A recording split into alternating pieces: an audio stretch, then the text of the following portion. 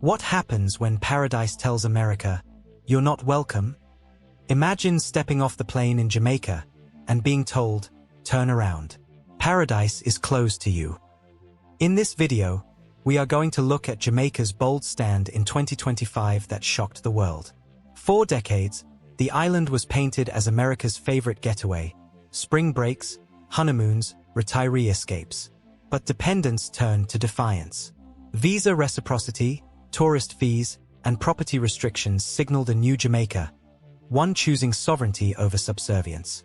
We'll explore why Kingston drew this red line, how locals celebrated while tourists fumed, and why the ripple effect could spread across the Caribbean. Stay tuned, because this isn't just about beaches and vacations. It's about dignity, survival, and rewriting the balance of power. Imagine this. You've booked the vacation of your dreams. You've got the swimsuit, the sunscreen, the playlist that screams summer.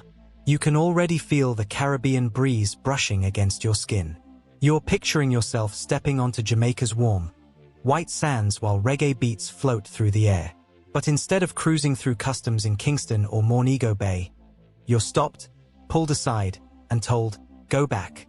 You're not welcome here." Sounds impossible, right? For decades, Jamaica was practically an extension of the American vacation calendar. Spring breaks, honeymoons, cruise stops, retiree getaways, you name it. But in 2025, that fantasy turned into a jarring new reality for many US citizens. Jamaica, the Caribbean island that once lived off American tourism dollars, drew a bold red line. And this wasn't just about tourism. It was about sovereignty, pride, and finally saying enough is enough. Stay with me, because what's happening in Jamaica right now could ripple across the entire Caribbean. And before we dive deep, don't forget to subscribe, because here, we uncover the stories that reshape not just vacations, but the balance of global power. Jamaica's transformation, from playground to power player. For generations, Jamaica was painted as the ultimate paradise. To Americans, it wasn't just another island, it was the go-to escape. Nearly every US family either visited, dreamed of visiting, or knew someone who had. By 2024, over 2 million Americans poured into the island, making up more than half of all tourist arrivals. This wasn't just leisure, it was survival economics. Tourism accounted for nearly 34% of Jamaica's GDP. Put differently, 1 in every 4 Jamaicans depended, directly or indirectly, on visitors, most of them from the United States. Taxi drivers, resort workers, craft vendors, musicians on the beach, all lived off this flow of foreign dollars. But here's the thing, dependence is dangerous. And by 2025, Jamaica decided it had had enough of being seen as just America's backyard pool. For the first time in living memory, Kingston looked Washington straight in the eye and said, "We're not here to play second fiddle anymore." Why Jamaica drew the line? The bold moves of 2025 didn't come out of thin air. They were decades in the making. Let's talk about visas. While Americans enjoyed hassle-free entry into Jamaica, Jamaicans faced a humiliating uphill battle to step foot in the United States. The US tourist visa costs over $185, not counting hidden fees, transportation to the embassy, and lost workdays. Applicants endured endless paperwork, probing interviews, and months of waiting. And after all that, many were denied, sometimes without explanation. One Jamaican minister captured the mood perfectly. Americans stroll onto our beaches like it's their backyard. But when Jamaicans try to visit the US, we're treated like desperate migrants. That imbalance stung. It wasn't just about paperwork. It was about respect. For years, Jamaicans grumbled privately. By 2025, frustration spilled over. And what came next shocked the world. Policy shift number 1. Visa reciprocity. In July 2025, Jamaica made the first announcement that rattled American travelers. The government would reassess all visa-free arrangements, including with the United States. This was historic. For decades, US citizens simply flashed a passport at Jamaican airports and breezed in. No forms, no fees, no stress. That door was about to close. Future American visitors would now face a visa process, a mirror of the grueling experience Jamaicans endure when applying for US visas. This wasn't revenge. It was reciprocity. Online, outrage was instant. Retirees with winter homes in Ocho Rios ranted on Facebook. Young couples with destination weddings already booked flooded Reddit threads. Frequent flyers threatened boycotts. One viral post read, "Jamaica just bit the hand that feeds it. They'll regret this." But inside Jamaica, the mood was electric. Talk radio buzzed with pride. Callers cheered. One shouted, "Finally, we're standing up for ourselves." Respect is a two-way street. To Jamaicans, this wasn't hostility. It was dignity restored. Policy shift number 2, the tiered tourist contribution fee. If the visa shock rattled Americans, what came next sent them reeling. On August 1, 2025, Jamaica rolled out a tiered tourist contribution fee. Here's how it worked. Visitors from countries where Jamaicans enjoyed easy entry, Canada, the UK, much of Europe, paid standard fees. But for Americans, everything from airport taxes to entry surcharges cost 25% more. Travel bloggers called it the Jamaica tax. One frustrated vlogger vented, "I've been coming here for 15 years. Now I'm paying extra just because of my passport." But Jamaica didn't flinch. That revenue, expected to raise $150 million annually, was earmarked for housing, schools, and infrastructure. Finally, tourism money wasn't just padding the pockets of foreign-owned resorts. It was being reinvested into ordinary Jamaicans. For Americans, the new fee felt like punishment. For Jamaicans, it felt like justice. Policy shift number 3, property restrictions. The boldest move came in September 2025.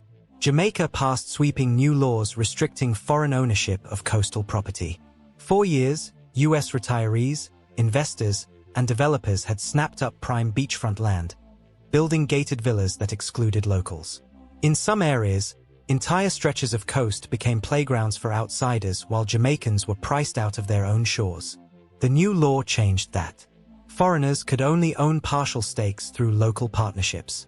Strict caps limited the amount of coastal land foreigners could control, and resale required government approval. To Americans who had sunk millions into Jamaican villas, it felt like betrayal. But to Jamaicans, it was liberation.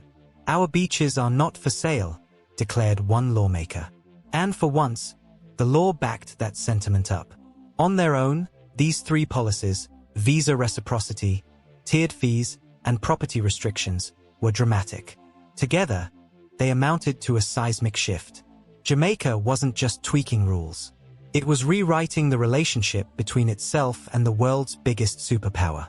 By standing up to Washington, Jamaica was sending a clear message: we are not just your resort. We are a nation with dignity, and we will set the terms. The ripple effect was immediate. Across the Caribbean, leaders in Barbados, St. Lucia, and Grenada watched closely. They had long shared the same grievances: visas, lopsided tourism profits, foreign land grabs. Now Jamaica was blazing a trail others might follow.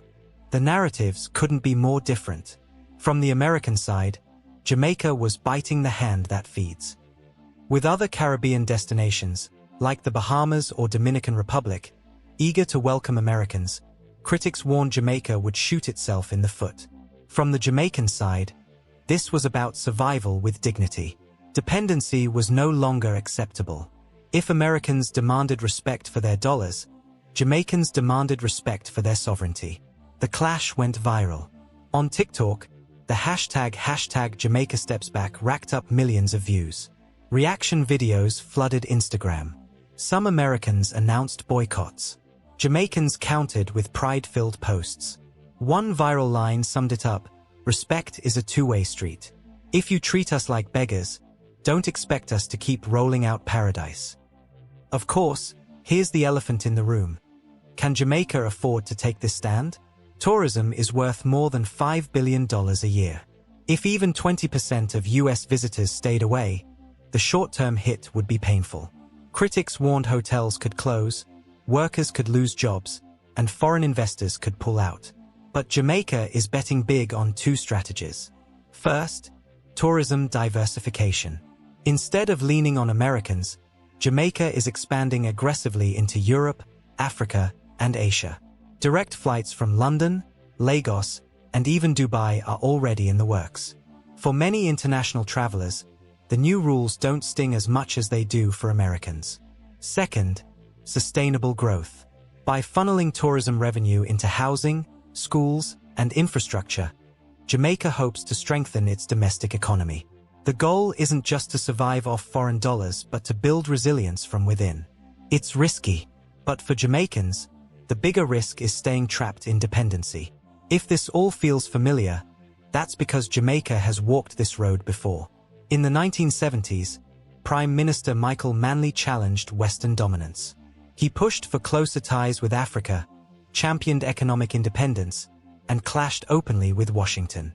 The US didn't like it. Tensions ran high. But Manley's legacy lived on as a symbol of sovereignty. Now in 2025, the same themes resurface, only this time, instead of political ideology, it's tourism policy carrying the torch of independence. By the end of 2025, one truth is clear. Jamaica is no longer content being a backdrop for American pleasure. Its leaders are tearing up the old script, choosing sovereignty over convenience, pride over dependency. The world is watching. Will this gamble inspire a Caribbean-wide shift? Or will it cost Jamaica dearly in lost revenue and angry tourists? When Jamaica announced its new tourism and visa policies in 2025, the world was stunned. The image of Americans, once the island's most loyal visitors, being turned away at airports became a global talking point. But beyond the shock value, the deeper story is how this small Caribbean nation forced the world to confront uncomfortable truths about power, dependency, and respect. This wasn't just a tourism story anymore. It was a sovereignty story. And the aftershocks are only just beginning. Within hours of the first policy announcement, social media lit up. On TikTok, travel influencers scrambled to post hot takes. Some defended Jamaica's right to demand reciprocity, while others accused the island of committing economic suicide. Instagram Reels showed frustrated tourists ranting outside airports. Twitter, or X, as it's now called, was flooded with hashtags. Hashtag Boycott Jamaica trended in the US, while hashtag Jamaica Steps Back dominated Caribbean feeds. One viral clip showed a young Jamaican teacher declaring, "We don't need sympathy, we need respect." It hit over 10 million views in 2 days. For Jamaicans, this wasn't just politics, it was personal. For too long, they felt their homeland was treated like a service station for America's leisure class. Now, the tables were turning. Jamaica's defiance didn't exist in a vacuum. Across the Caribbean, leaders were paying close attention. Barbados had already made waves in recent years by cutting ties with the British monarchy and becoming a republic. Now, whispers began about whether Barbados might adopt similar visa reciprocity measures. St. Lucia and Grenada, both heavily reliant on US tourists, cautiously applauded Jamaica's stance while stopping short of copying it. But behind closed doors, CARICOM ministers reportedly debated the possibility of a collective visa reciprocity policy. If the US insists on strict rules for Caribbean citizens, why shouldn't the entire region impose matching restrictions? It was a radical idea, but Jamaica's boldness gave it new life. A domino effect seemed possible. And if that domino fell, it would mark the biggest shift in US-Caribbean relations in decades. Back in the United States, the backlash was fierce. Travel agencies reported a flood of cancellations. Airlines worried about shrinking routes to Kingston and Montego Bay. Politicians in Florida, home to a large Jamaican diaspora and millions of Caribbean cruise passengers, slammed the new policies as reckless. Some American commentators even suggested punishing Jamaica with reduced aid or trade restrictions. If they want to bite the hand that feeds, let them starve, one cable news host ranted. But this view overlooked a crucial reality. Jamaica wasn't begging. It was recalibrating. And for every angry American voice, there were Caribbean and African voices applauding the move. Perhaps the most complicated reactions came from the Jamaican diaspora in the US. With over 1 million Jamaicans living in America, families were suddenly caught between pride and frustration. On one hand, many applauded the government's courage. "This is the Jamaica I grew up hearing about. Proud, fearless, and unafraid to stand up to big powers," one Brooklyn-based Jamaican said. On the other hand, practical worries surfaced. Would stricter visa rules make it harder for family members to visit? Would increased tensions with Washington spill over into reduced remittances or stricter U.S. immigration enforcement? The diaspora's dilemma mirrored Jamaica's national dilemma: pride versus practicality. By late 2025, the numbers began to roll in. American tourist arrivals dipped by nearly 20% compared to the same period in 2024. Resorts in Montego Bay reported cancellations. Cruise bookings slowed. Critics seized on the data as proof Jamaica had blundered. But here's where the story twists. While U.S. arrivals dipped, new markets surged.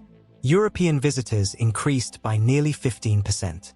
Flights from the UK and Germany were packed. For the first time in years, Jamaica welcomed a significant number of tourists from Nigeria, Ghana, and South Africa, thanks to new direct flights negotiated under the diversification strategy. In other words, the gamble was beginning to balance itself. Yes, Jamaica lost some Americans, but it gained a more diverse, global set of visitors. And with the new tourist contribution fees, even fewer visitors still meant stronger revenue. Beyond the numbers, Jamaica began reimagining what tourism itself should mean. For years, much of the industry was dominated by foreign-owned resorts. Tourists flew in, spent most of their money inside all-inclusive compounds, and left. Local vendors and communities often saw crumbs compared to corporate profits. Now, with extra revenue from new fees and stricter foreign ownership laws, Jamaica started pushing community-based tourism. Instead of only mega-resorts, the government promoted homestays, eco-lodges, and cultural tours run by Jamaicans themselves. The idea was simple: let tourism dollars flow directly into Jamaican hands, not just multinational chains. This shift wasn't just economic. It was cultural. Visitors who ventured into local communities experienced real Jamaican life, music, food, history, instead of sanitized resort versions. For many Jamaicans, this felt like taking back control of their identity.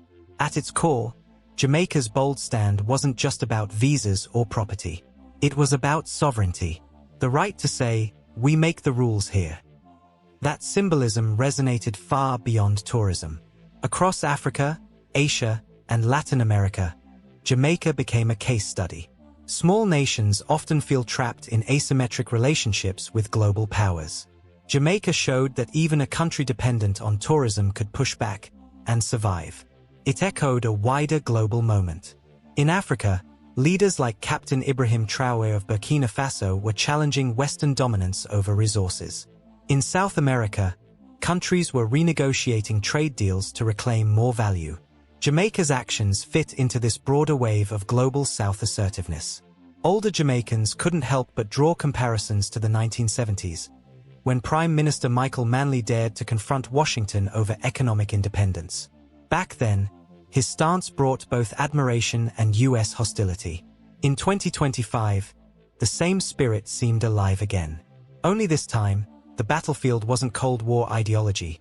It was beaches, visas, and the question of who gets to enjoy Jamaica on what terms. For many Jamaicans, the parallel was clear. Once again, their island was punching above its weight on the global stage. Of course, this story isn't without risks. If American boycotts continue, the economic pain could deepen. If property restrictions spook investors too much, Jamaica could lose valuable development funding. And if Washington decides to retaliate politically, things could get messy. But here's the counterpoint: dependence is also risky. For too long, Jamaica's economic fate was tied to the whims of American tourists. One hurricane season, one travel advisory, one global crisis, and the whole system shook. By diversifying and asserting sovereignty, Jamaica might actually be reducing its long-term vulnerability. As 2025 closes, the Caribbean stands at a crossroads. Will other nations follow Jamaica's lead? Barbados, Trinidad, and Saint Kitts are quietly studying the results. If Jamaica weathers the storm, they may join the wave. If Jamaica stumbles, they may retreat into the old dependency model. Either way, the conversation has shifted forever. No longer can Washington assume the Caribbean will simply play along. The sight of Americans turned away at Jamaican airports may have shocked the world. But behind those headlines lies a deeper truth. Jamaica has chosen dignity over dependency, sovereignty over convenience. Whether this gamble pays off or costs the island dearly, one thing is certain: it has already changed the conversation. For decades, Jamaica was framed as paradise for outsiders. In 2025, Jamaica declared it was paradise on its own terms. For some, that's frustrating. For others, inspiring. But for Jamaicans, it's a long overdue reclamation of pride. And make no mistake, this isn't just a tourism story. It's the start of a larger reckoning in the Caribbean, where small nations are reminding the world that paradise isn't just about beaches. It's about sovereignty. So here's the question I'll leave you with. Do you think Jamaica's bold stand will inspire other Caribbean nations to follow suit? Or will the economic backlash force them to retreat? Drop your thoughts in the comments below. I read every single one. And if you found this story as eye-opening as I did, don't forget to like, share, and subscribe. Because here, we unpack the stories that others overlook.